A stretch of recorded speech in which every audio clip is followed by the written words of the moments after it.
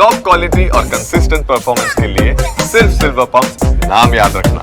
નમસ્કાર ટીવી9 સમાચાર સાથે હું છું જિજ્ઞાસા। રાજ્યમાં ભારે ગરમી વચ્ચે અષાઢી માહોલ સર્જાવાની શક્યતા। હવામાન નિષ્ણાંત અંબાલાલ પટેલે મોટી આગાહી કરી છે। 24 થી 30 મે વચ્ચે રાજ્યના અનેક વિસ્તારમાં વરસાદના એંધાણ છે। મુંબઈ ગોવા વચ્ચે મોટું ચક્રવાત લઈ રહ્યું છે આકાર તેવું અંબાલાલ પટેલનું કહેવું છે અને આ ચક્રવાતની ગતિ 100 થી 150 કિલોમીટર ઉપર પણ રહી શકે। મહારાષ્ટ્ર સહિત દક્ષિણ ગુજરાત અને સૌરાષ્ટ્રમાં ભારે વરસાદની શક્યતા।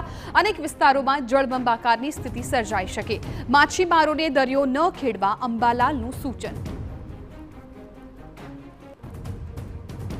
ગોવા વચ્ચે તારીખ 24-25 માં એક સિસ્ટમ બનવાની શક્યતા રહે છે અને તે ચક્રવાતમાં તબદીલ થઈ જવાની શક્યતા રહે છે, જેની ગતિવિધિ કદાચ 100 કિલોમીટર કરતી વધારે થવાની શક્યતા રહે છે અને આ સિસ્ટમ મજબૂત બનીને તારીખ લગભગ 24, 25, 26, 27, 28 તારીખની અને એની આસપાસમાં ભારે ચક્રવાત બનશે।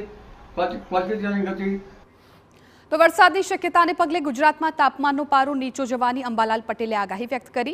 તેમના પ્રમાણે 24 મેથી રાજ્યમાં ગરમી ઘટી શકે। જો કે બદલાતા વાતાવરણને કારણે લોકોને સાવચેત રહેવા જણાવાયું છે।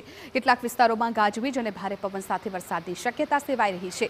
જૂનાગઢ, અમરેલીથી લઈને અમદાવાદ, ગાંધીનગરમાં પણ ભારે વરસાદની શક્યતા વ્યક્ત કરાઈ। અતિ ભારે વરસાદથી કેટલાક ભાગમાં જળભરાવની સ્થિતિનું નિર્માણ પણ થઈ શકવાની શક્યતા રહે છે અને એકાએક અતિ ભારે વરસાદ થવાથી